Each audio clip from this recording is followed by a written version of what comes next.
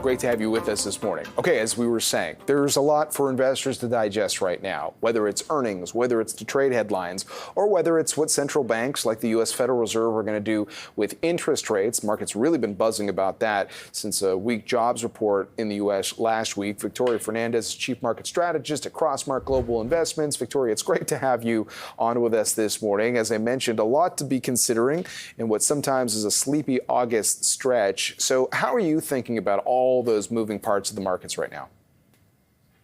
Yeah, I'm not so sure it's going to be sleepy this year, John. We have a lot of things going on.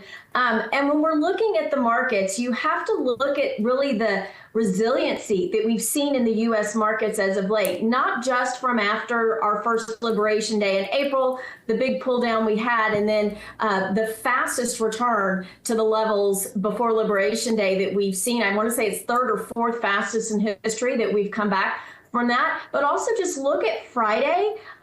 The pullback we had on Friday, we made all of that up again yesterday in the U.S. market. So it's a very resilient market, but there's still so many unknowns out there and uncertainties in regards to what really is the strength of the labor market. As you know, we've been saying for a while, we thought the labor market was actually weaker than what the reports were telling us. And I think these revisions kind of feed into that. So there's some concerns around slowing growth.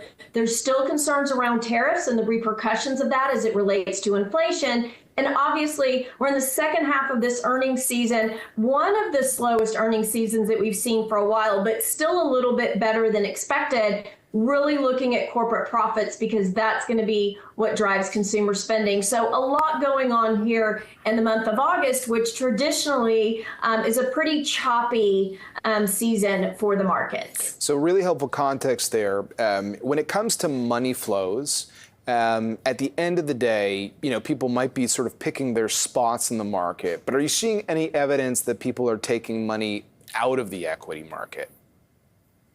It's really supportive that we're seeing money actually just rotate within the equity markets. People aren't really pulling it out. I am kind of surprised that with some of the tailwinds that we've seen, more money hasn't gone into small caps, but it's staying with those momentum trades that we have seen. Momentum started to pull back a little bit, but it's coming forward again. So we're seeing money rotate into these sectors that continue to do well. Tech sector continues to do well. Financials, minus the insurance component, continues to do well. We've seen utilities continue to do well. These are all places where we're seeing flows come in. I mean, I know there was concern around the bond market. We do have a U.S. Treasury auction today. We'll see how that goes.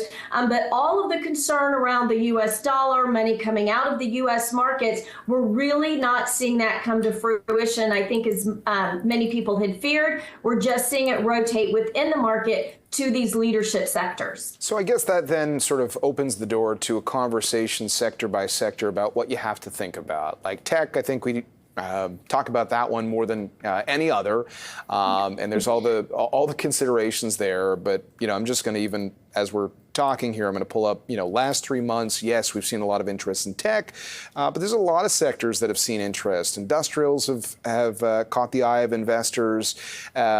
Discretionary stocks have caught the eyes of investors. So when you do see money flowing into various sectors that have different valuation dynamics and things like that, what do you have to think about right now? What are you thinking about? Yeah, so we're trying to take kind of that macro look and say, how do we pull that in to the portfolio level to actually put money to work? For us, because we still think that we could see some choppiness here in August and September, we want to continue to have some funds in a little bit of the defensive space. We're using kind of financials for that component. You can have utilities in there as well. With yields coming down, you've seen some of the more rate sensitive sectors start to do a little bit better. Discretionary is doing better, so you put a little bit to work there.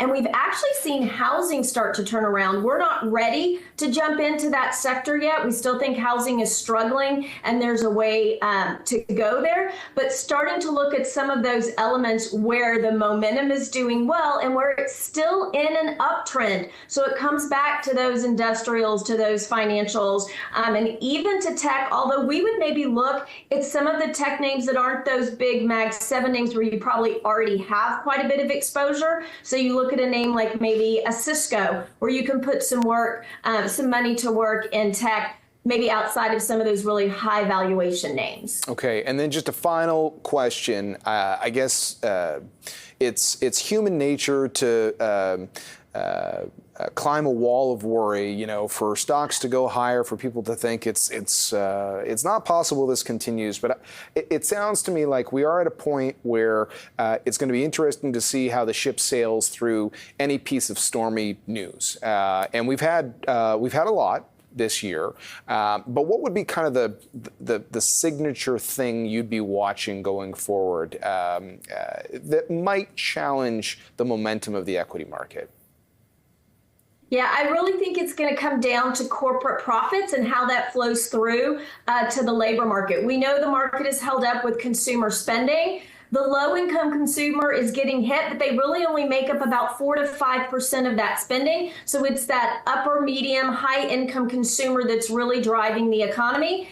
And they will continue to spend as long as jobs remain steady. And that's going to be steady if corporate profits remain. So I would be watching corporate profits. If we start to see those margins get really compressed, whether through inflationary items or whether through the consumer just deciding to pull back, then that's where we would be a little bit concerned. That's the kind of the canary in the coal mine for us.